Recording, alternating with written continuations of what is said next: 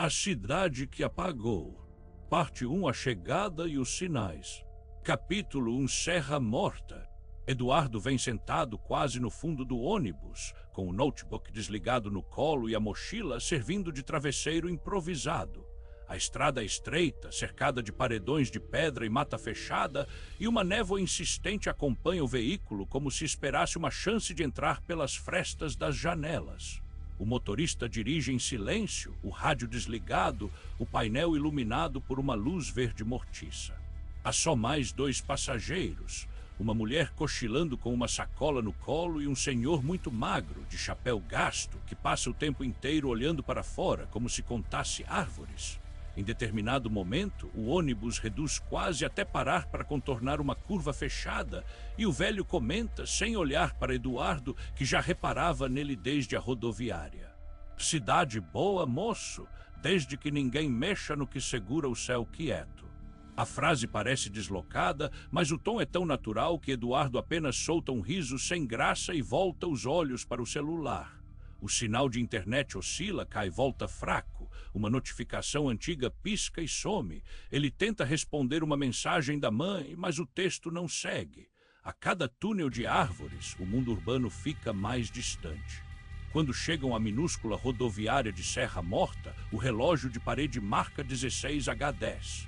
Eduardo confere o celular, 16H17. Não é grande coisa, pensa, talvez relógio desregulado. Ainda assim, anota mentalmente. Ao descer, a sensação é de ter voltado no tempo. Praça com coreto, banco de madeira, crianças brincando de pega-pega, uma igreja no alto de uma ladeira, um bar com mesas na calçada. O vento que desce das montanhas é gelado demais para aquele horário e a névoa parece se acumular nos telhados, como se a cidade respirasse um ar diferente do resto do mundo. Eduardo pega a mala, agradece o motorista, que apenas acena com a cabeça, e segue para a pensão indicada pela prefeitura. Enquanto caminha, sente que alguns olhares o seguem. Curiosidade de cidade pequena, mistura de desconfiança e expectativa. Ele finge não perceber, mas a sensação de estar sendo avaliado toma forma. Asterisco, asterisco, asterisco. Capítulo 2, a prefeitura e o terceiro andar.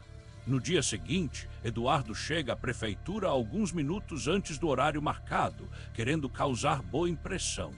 O prédio se impõe na praça como um remendo de épocas diferentes. Térreo com portas e janelas em arco, colunas de estilo antigo e andares superiores com janelas de alumínio acrescentadas depois, sem preocupação estética.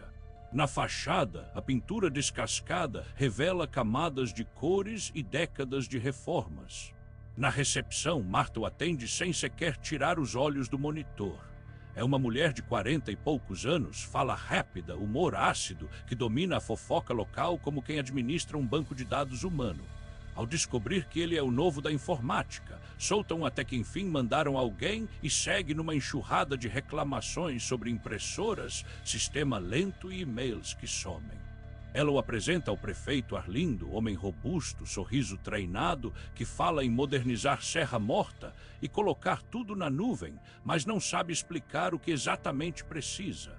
O discurso é cheio de promessas vazias e frases decoradas, e Eduardo percebe que seu papel ali vai ser muito mais de apagar incêndio do que de planejar qualquer inovação. Depois vêm os bastidores, sala apertada que servirá de ti, com cabos emaranhados e servidores improvisados numa prateleira. É ali que ele conhece seu Nilson, o zelador, baixo, de barba rala, boné surrado, olhar que parece sempre medir risco. A mão áspera aperta a de Eduardo com força surpreendente. E qualquer coisa que precisar é só chamar, diz sem sorrir, menos para subir lá em cima. Marta ri como se fosse piada interna. Lá em cima é só poeira e papel carunchado, comenta, apontando discretamente para o teto, onde o terceiro andar se esconde. O povo tem medo daquele andar, mas é puro drama. Ao longo do dia, entre idas e vindas pelos corredores, Eduardo percebe que sempre que alguém menciona o terceiro andar, o tom muda. Ninguém fala do que tem lá. As respostas vêm evasivas, piadas, caretas. O máximo que alguém se arrisca a dizer é que é melhor não perder tempo com aquilo. Asterisco, asterisco, asterisco. Capítulo 3. A rotina e os boatos. Os primeiros dias são dominados por tarefas mundanas: reinstalar sistemas, reorganizar cabos, trocar equipamento velho, ouvir reclamações sobre senhas esquecidas. Eduardo gosta dessa rotina manual. Ela o afasta dos problemas antigos da vida na capital, dos plantões noturnos e de um relacionamento que terminou mal. Aos poucos, porém, começa a reparar em elementos estranhos. Em uma manutenção num dos setores, escuta duas funcionárias comentando sobre o apagão de 80 e qualquer coisa, quando a cidade ficou muda de verdade. Falam com meio riso, mas os olhos evitam se encontrar. Noutro dia, na fila do café, um estagiário conta que os pais dele não deixam que ele fique na rua depois das 10. Dizem que a cidade é diferente de noite, que o silêncio daqui não é igual ao das outras cidades. Na pensão, Dona Belmira confirma, entre uma panela no fogo e outra, houve apagões no passado em que gente sumiu e ninguém sabe explicar. Quando Eduardo tenta tirar mais detalhes, ela muda de assunto, dizendo que essas coisas só trazem mau agouro. Crianças na praça brincam de corre do terceiro andar. Elas correm em volta da prefeitura e precisam passar embaixo das janelas do último piso sem olhar para cima. Quem olha perde o nome na brincadeira. Eduardo observa e anota mentalmente. A cidade parece ter criado maneiras lúdicas de normalizar seus medos. Em um fim de tarde, seguindo um cabo de rede que desaparece no teto do segundo andar, Eduardo quase sobe a escada que leva ao terceiro. Antes que coloque o pé no primeiro degrau, seu Nilson aparece, vindo de um corredor lateral, como se tivesse sido chamado por algum instinto. Lá em cima só tem papel velho, o moço diz, encostando a mão no corrimão e bloqueando o caminho. Deixa quieto. Se quebrar alguma coisa de documento antigo, a bronca sobra para mim. O tom é leve, mas os olhos de Nilson tremem, denunciando um medo muito nítido. Asterisco, asterisco, asterisco. Capítulo 4. Primeira aproximação do registrador. Alguns dias depois, um problema mais sério na rede surge. Um dos setores perde acesso ao sistema de gestão e o mapa de rede indica que o problema está em um switch pendurado em algum ponto acima do segundo andar. Eduardo não tem escolha, precisa subir. Marta reclama que precisa do sistema, o prefeito cobra relatórios e até seu Nilson finge não ver quando o técnico começa a subir a escada. O corredor do terceiro andar é mais frio. A poeira no piso, como se ninguém passasse ali há anos, mas há também marcas recentes, trilhas arrastadas como de móveis movidos de lugar. As lâmpadas do teto funcionam, mas a luz é fraca, amarelada, criando sombras longas nas portas, todas com placas antigas. Arquivo geral, almoxarifado, contabilidade desativada. Ao caminhar, Eduardo sente um leve zumbido, como se viesse de dentro das paredes. Ele segue o som até a porta do arquivo geral. Encosta o ouvido, o zumbido é mais forte ali, constante, lembrando o som de um transformador antigo. A maçaneta cede até metade do movimento. A porta está trancada por dentro. Ele pensa em pegar alguma ferramenta, talvez pedir a chave, mas a curiosidade o instiga a tentar abrir na marra. Não chega a aplicar força. Quando começa o movimento, uma voz assustada o interrompe atrás. Tu não mexe aí. Seu Nilson está parado no corredor, rosto pálido, respiração curta. Essa sala aí é inventário morto, improvisa. Coisa velha, processo antigo, umidade, prefeito não quer ninguém mexendo. Eduardo aponta para o teto, menciona o zumbido, fala de possível curto de risco elétrico. Nilson balança a cabeça, nervoso. Eu dou um jeito com a chave depois, com calma. Se der problema, eu chamo o senhor, mas agora não, agora não. O tom de súplica quebra a resistência de Eduardo. Ele cede, mas enquanto desce as escadas, tem certeza de que o zumbido o acompanha até o segundo andar e só então enfraquece, como se o som não fosse totalmente físico. Asterisco, asterisco, asterisco. Parte 2. O segredo da cidade. Capítulo 5. Pessoas que lembram demais. Na pensão, entre um jantar simples e um café forte, Eduardo se aproxima mais de Dona Belmira. Ela guarda recortes antigos, fotos amareladas, santinhos de defunto com datas muito distantes. Gosta de falar de quando isso aqui era só rua de terra e lampião de querosene. Numa noite de chuva, sem televisão pegando direito, Eduardo puxa a conversa sobre a fundação de Serra Morta. Ela cita um ano. Dias depois, na biblioteca da cidade, o livro de história local aponta outra data mais recente para a emancipação. Já em um quadro na parede da prefeitura, a placa comemorativa exibe um terceiro ano novamente diferente. Não são simples erros, é como se a própria linha do tempo da cidade tivesse sido remendada. Eduardo conhece o padre Renato durante uma manutenção no computador da paróquia. O padre é mais contido, mas tem uma curiosidade intelectual que falta à maioria dos moradores. Ao saber que Eduardo anda fuçando arquivos e datas, mostra na sacristia uma caixa com documentos velhos, cartas, mapas, registros de batismo. O que intriga Eduardo é a quantidade de lacunas, períodos inteiros em que não há batismos, nem óbitos, nem casamentos, como se a cidade tivesse parado por anos. Quando questionado, o padre diz apenas que a cidade tem intervalos de esquecimento, meu filho, e quem lembra demais sofre. Asterisco, asterisco, asterisco. Capítulo 6, um antigo apagão. Intrigado, Eduardo visita a pequena biblioteca municipal e pede jornais antigos. A bibliotecária entrega algumas coleções encadernadas, com edições de décadas atrás. Vasculhando manchetes, encontra referências a um grande apagão, ocorrido cerca de 40 anos antes. As reportagens são estranhas, mencionam pânico coletivo e noites de silêncio absoluto, mas não explicam a causa do apagão. Há entrevistas com moradores que falam de gente que não acordou depois da noite escura ou pessoas que sumiram sem deixar rastro. Palavras como alucinação coletiva aparecem frequentemente, como se tentassem racionalizar algo muito mais grave. De volta à pensão, Eduardo confronta Dona Belmira com essas notícias. Ela tenta desconversar, mas pressionada, admite que era criança na época e que se lembra de uma noite em que o céu apagou diferente, sem lua, sem estrelas, sem som. Lembra de acordar no dia seguinte com a sensação de que faltava alguém na casa e, no entanto, não conseguia lembrar quem. Algumas casas ficaram com quartos sobrando, comenta, encarando a parede. Quartos que ninguém usava, mas que todo mundo dizia que sempre foram vazios.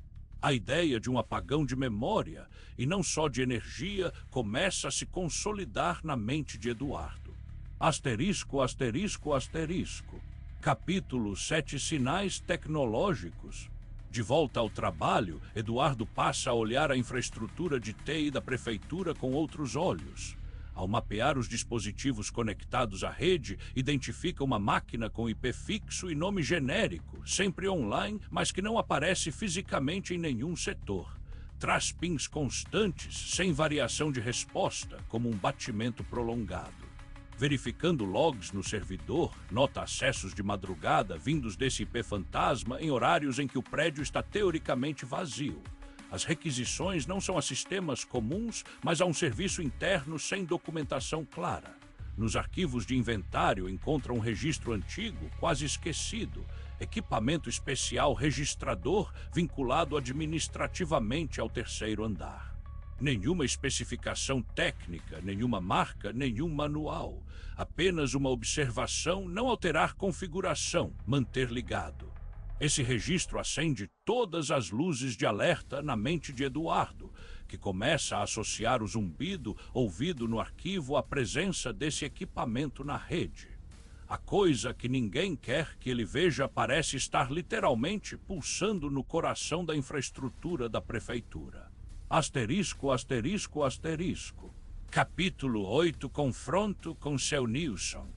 Eduardo decide enfrentar diretamente o obstáculo mais visível, seu Nilson. Aproveita um momento de calmaria, quando o zelador fuma encostado na porta dos fundos e se aproxima com uma pergunta direta sobre o que há no arquivo do terceiro andar.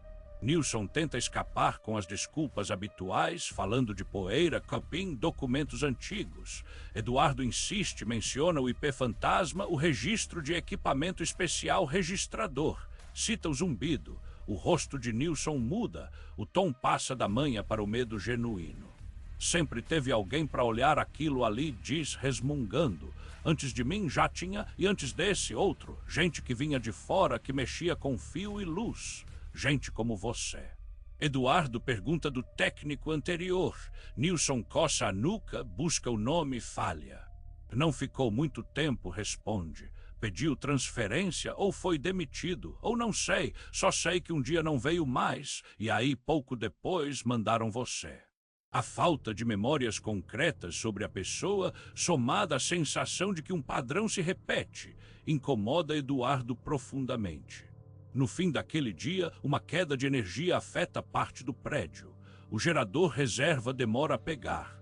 O prefeito encerra o expediente mais cedo e manda todos irem embora até a luz estabilizar. Eduardo, acostumado a plantões, se oferece para ficar um pouco mais e garantir que os sistemas voltem corretamente. No silêncio progressivo do prédio esvaziando, ele decide. Naquela noite, subiria ao 3º andar, custe o que custar. Asterisco, asterisco, asterisco.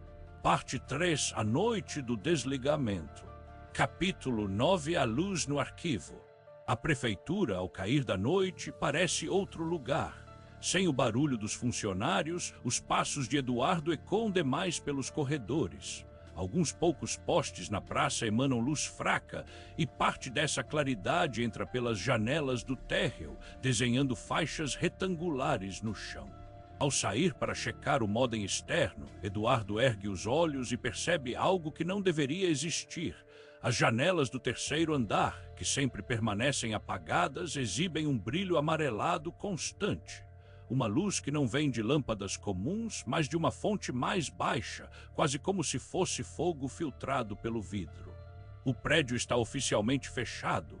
Não há carros na frente, nenhum som de conversa, nenhuma música. Aquela luz não faz sentido. Ele sente o coração acelerar, uma mistura de medo e excitação profissional. Alguma coisa está ligada onde não deveria. Eduardo volta pela porta lateral, que Nilson esqueceu de trancar na pressa de ir embora. Acende apenas o necessário, deixa os corredores imersos em meia luz e sobe as escadas até o 3º andar. Lá em cima, a claridade que vira da rua se concentra sob a porta do arquivo, vazando pelos vãos, pulsando em um ritmo que não combina com lâmpadas fluorescentes. O corredor está gelado.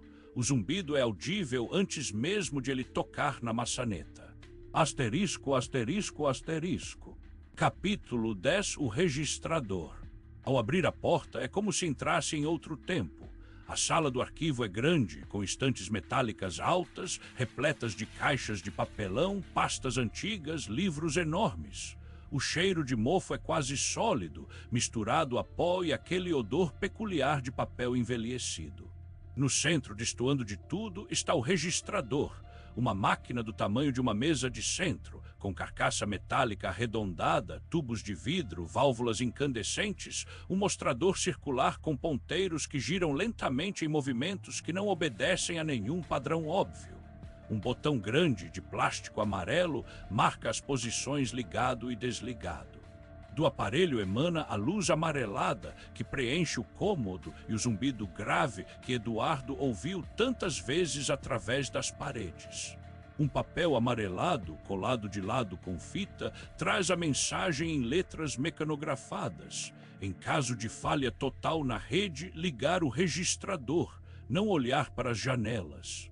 Eduardo se aproxima, fascinado e irritado ao mesmo tempo. A fiação que sai da máquina é antiga, desprolacional. Alguns cabos parecem conectados a nada, terminando em plugs que desaparecem na parede de alvenaria.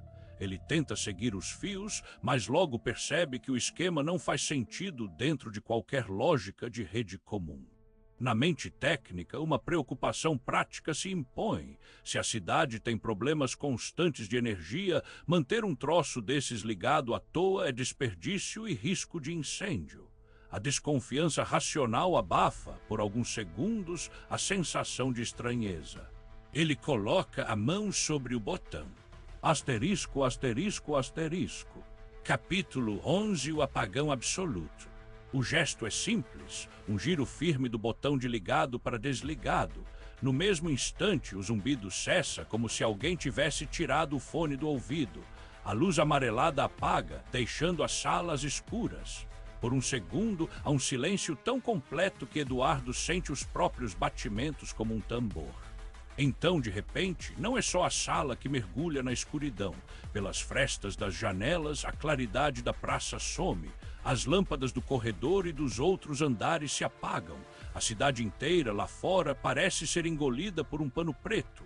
Não há o brilho distante da rodovia, nem o clarão de casas vizinhas. Nada. Eduardo pega o celular, tenta acender a lanterna.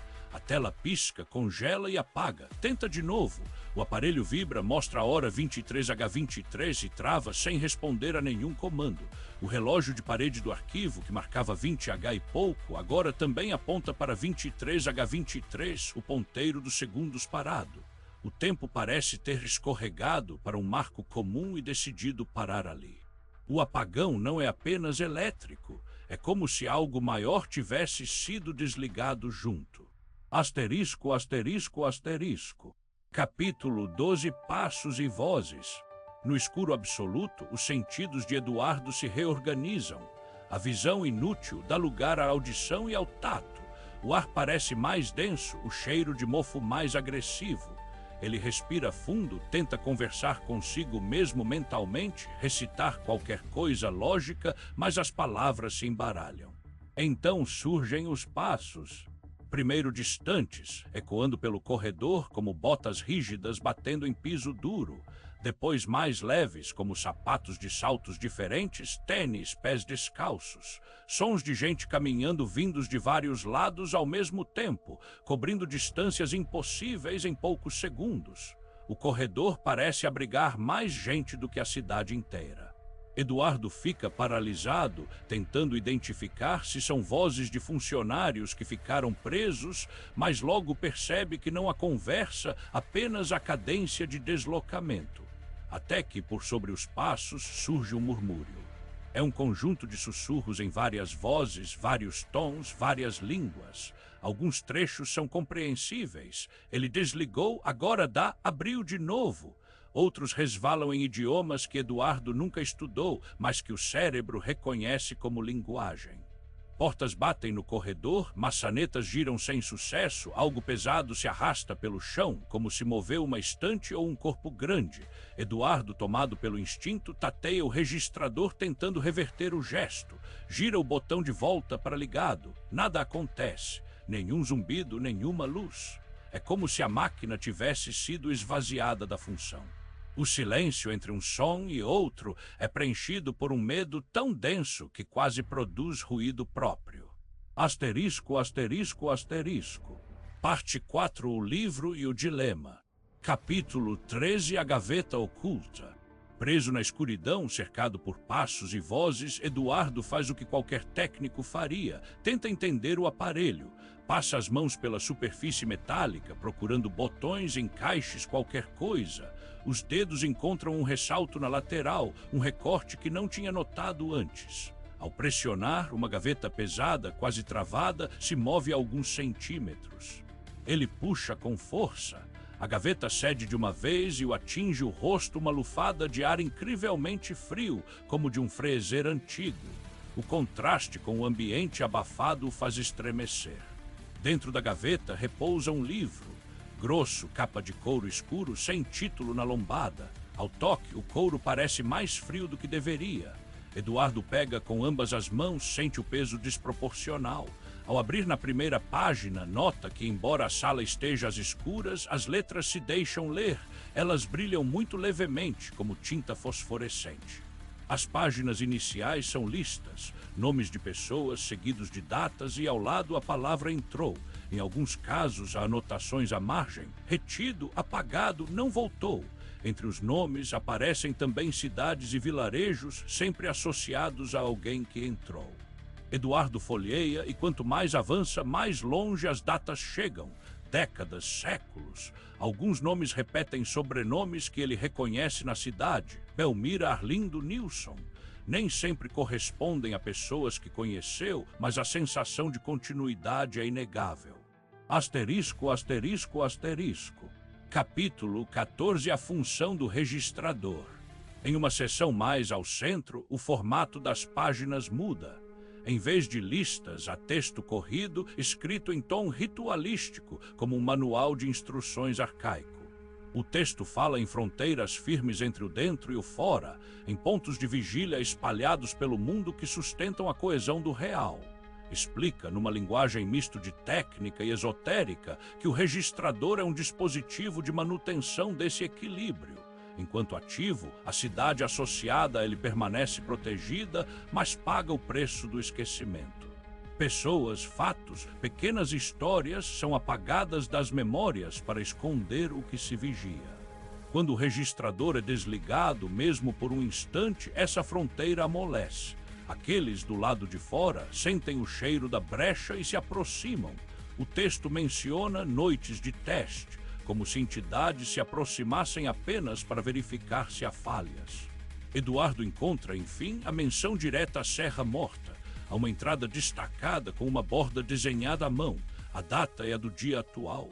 Ao lado do nome da cidade, em vez de entrou, está a palavra liberada. Ele entende. Ao desligar o registrador, removeu temporariamente o selo que mantinha fechada a passagem que a cidade guarda.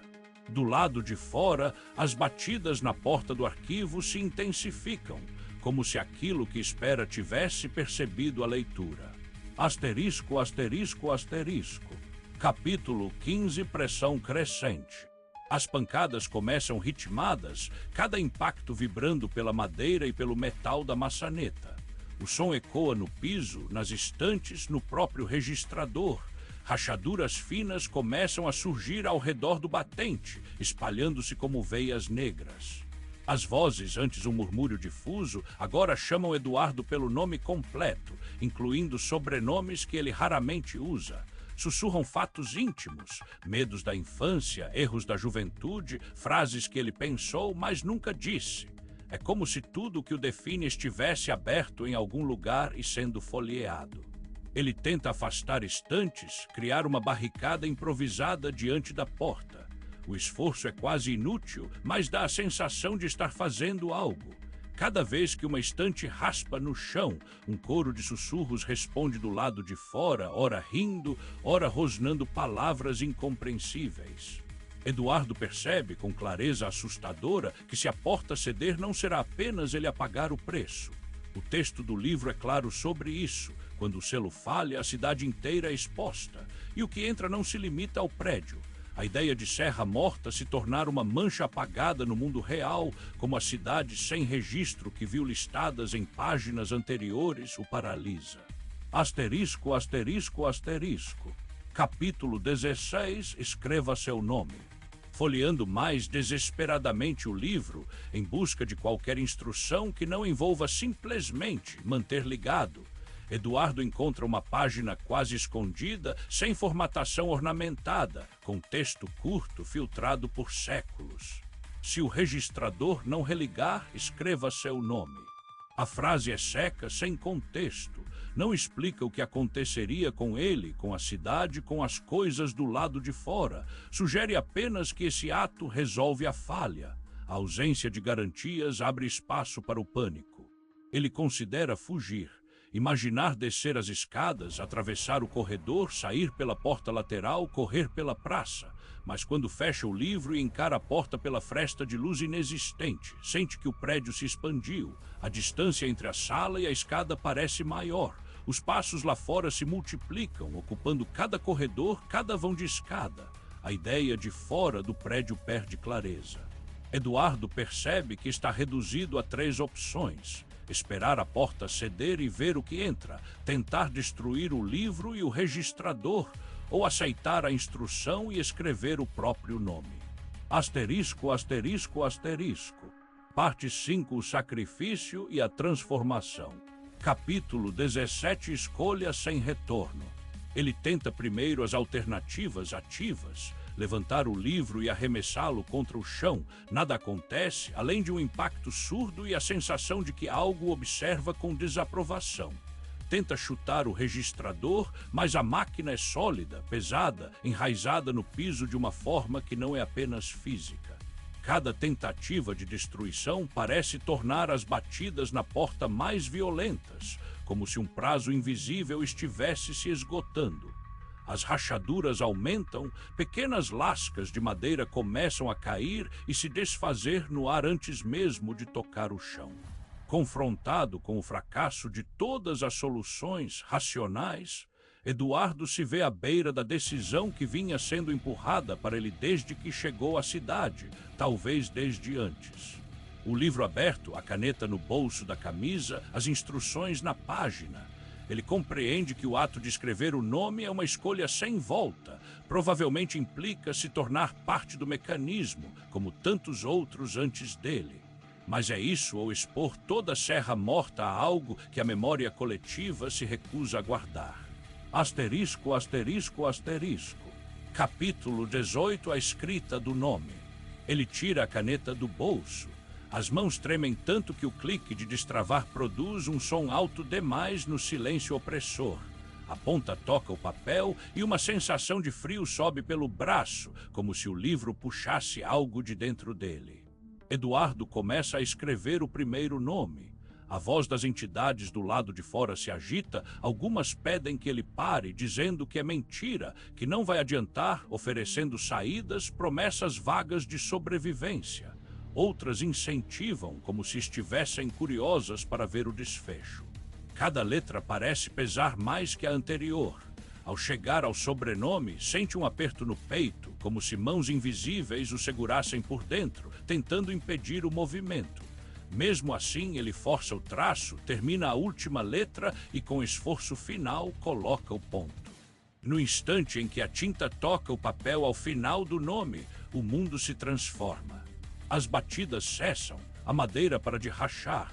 O ar, que antes vibrava com pressão externa, parece aliviar. Um silêncio profundo cai sobre o arquivo, um silêncio diferente do anterior, não o do medo, mas o de um sistema que terminou um processo. Asterisco, asterisco, asterisco. Capítulo 19 entrou. Eduardo tenta inspirar fundo, mas a respiração não produz a sensação habitual. Ele não sente o ar entrando pelos pulmões, sente apenas o mecanismo do corpo se movendo sem necessidade. O suor na testa seca rápido demais. Os batimentos cardíacos já não se destacam como antes. Ele olha para o livro. Ao lado do nome recém-escrito, as letras se movem sozinhas, despontando da página como se fossem queimadas por dentro. Entrou! A palavra se fixa, brilhando alguns segundos antes de se estabilizar. Aos poucos, Eduardo percebe que não sente cansaço, dor, frio nem calor. Ao tentar mexer os pés, não tem certeza se moveu fisicamente ou apenas tomou consciência de um movimento. A sala do arquivo se desfoca nas bordas, como se fosse ao mesmo tempo um lugar e uma lembrança. Os registros do livro, antes apenas textos, começam a pulsar com uma presença sutil.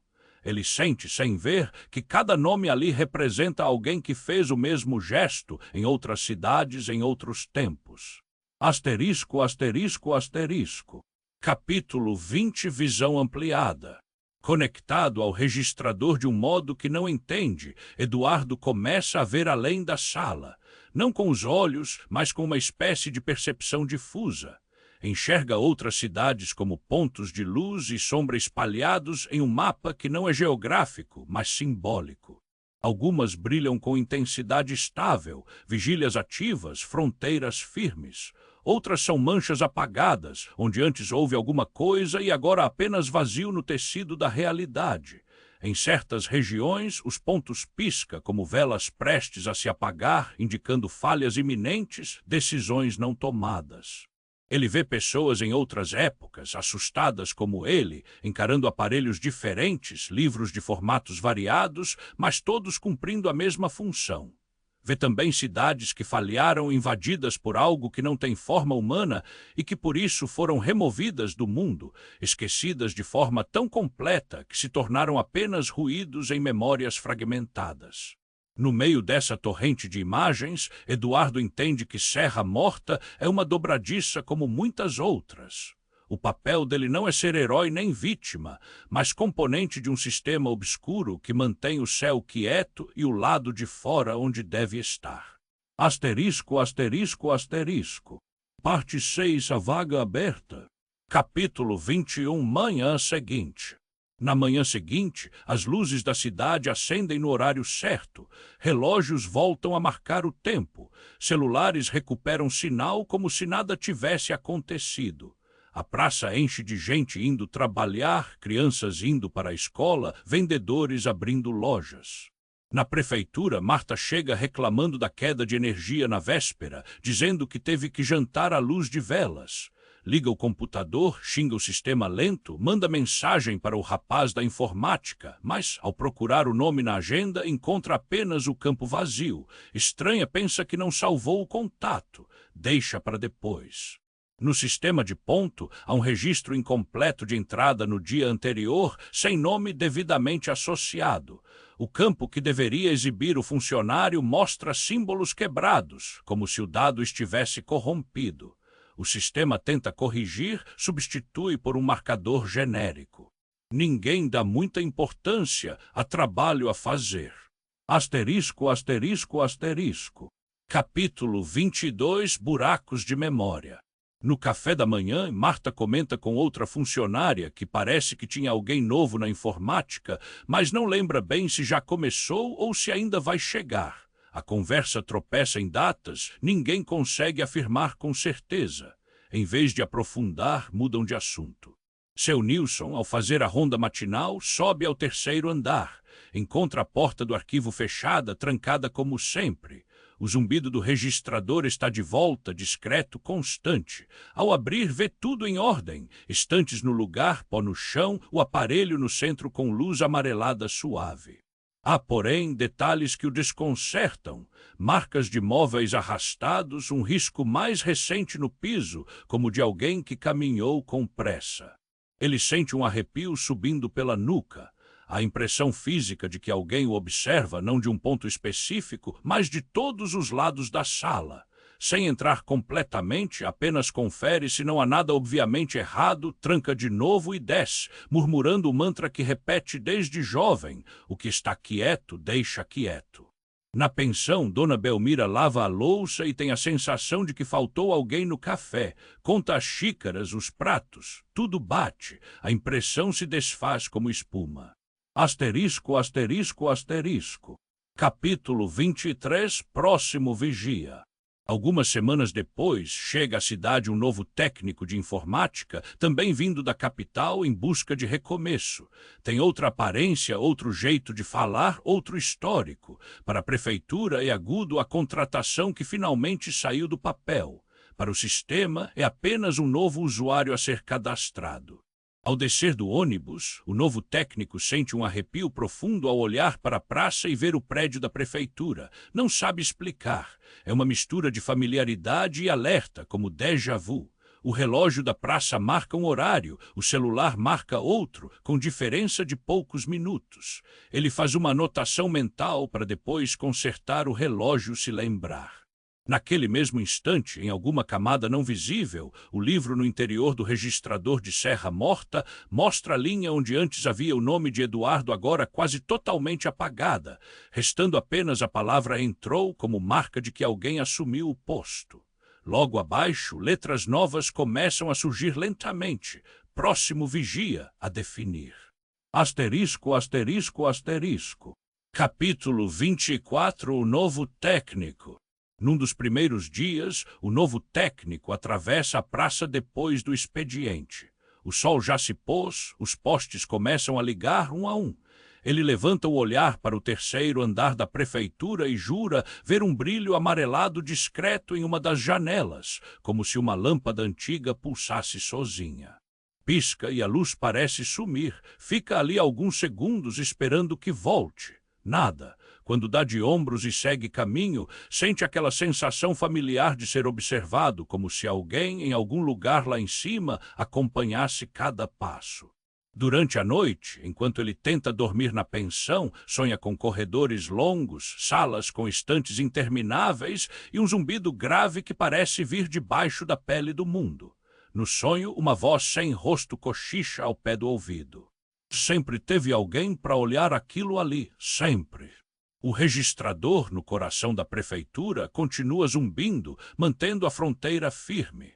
E embora ninguém conscientemente pense em desligá-lo, a natureza humana é curiosa demais para deixar botões em paz para sempre.